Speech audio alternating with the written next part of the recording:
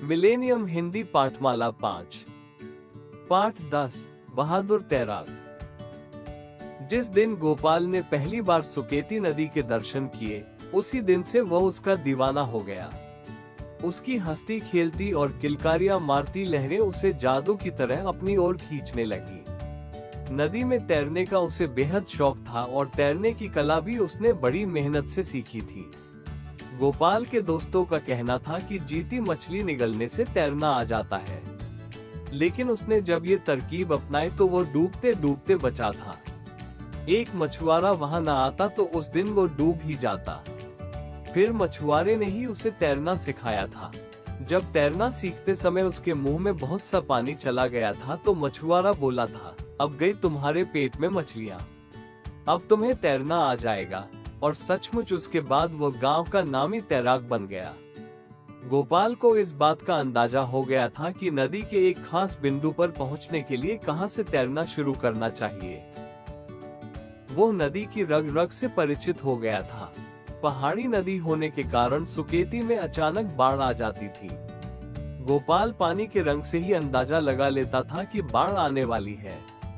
एक दिन गोपाल नदी में नहाने के बाद किनारे की एक चट्टान पर बैठा लहरों का नर्तन देख रहा था। अचानक उसकी नजर चट्टान के नीचे नदी के किनारे बहने वाली पीले मटमैले पानी की धार पर पड़ी। यह इस बात का संकेत था कि ऊपर कहीं बारिश हुई है और नदी में बाढ़ आने वाली है। तभी उसकी नजर एक नाव पर गई जिसमें 3 आदमी थे। नाव दूसरे किनारे से उसकी तरफ चली आ रही थी। नाव में एक स्त्री, एक पुरुष और एक बच्चा था।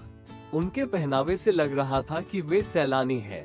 उसने उत्तर दिशा की ओर देखा, वहां पहाड़ियां वर्षा के धुंधलके से ढकी हुई थी। एक भयानक बाढ़ के आने के पूरे आसार थे। सैलानी नाव खेने का मजा ले रहे थे और उनके सिर पर मौत नाच रही थी। गोपाल ने जोर से आवाज लगाकर उन्हें सतर्क करना चाहा, लेकिन लगता था कि उन्हें गोपाल की भाषा समझ में नहीं आ रही थी। नाव नदी के बीचों बीच गहरे पानी में आकर जैसे रुक गई। गोपाल अब भी चट्टान पर खड़ा उनकी ओर इशारा कर रहा था। अचानक उत्तर दिशा से एक भयानक आवाज गोपाल को सुनाई दी। ये पानी के बहाव की आवाज थी। वो सैलानियों की ओर देखकर और जोर से चिल्लाया, लेकिन सैलानियों ने उसकी आवाज नहीं सुनी।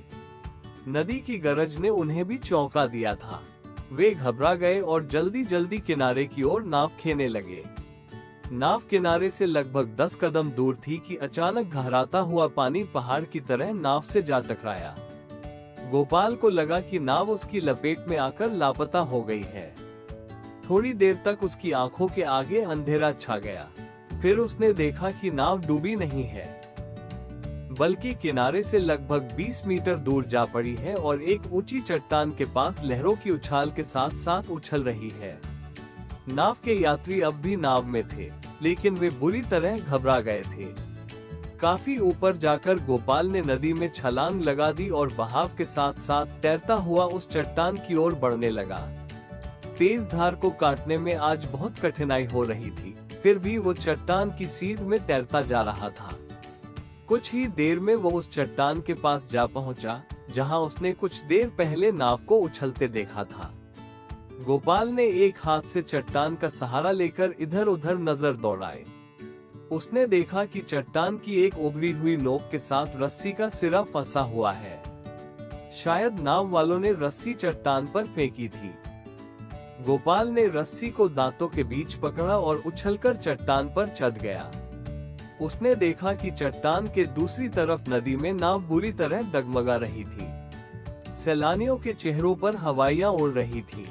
गोपाल ने नाव को अपनी ओर खींचना शुरू किया। नाव काफी भारी थी और गोपाल को अपनी सारी शक्ति से काम लेना पड़ रहा था। धीरे धीरे नाव चट्टान के साथ आ लगी। गोपाल ने रस्सी को कसकर चट्टान के साथ बांध दिया।